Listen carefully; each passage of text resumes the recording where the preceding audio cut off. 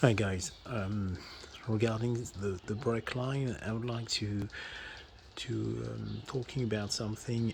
When you do that, when you replace your brake fluid, uh, remember to use a sealed brand new bottle of liquid, and don't use something stored in your house, even um, unsealed, because apparently brake fluid can deteriorate it in the long run if you store it for too long.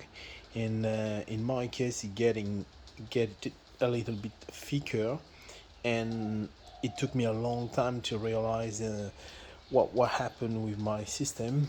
And I was flashing and flashing again and try again and again and again, and it never worked. So after all, I get back to a new bottle of new fluid, and I realized when I took it and opened it, and it was way more fluid, way more liquid than the one I had.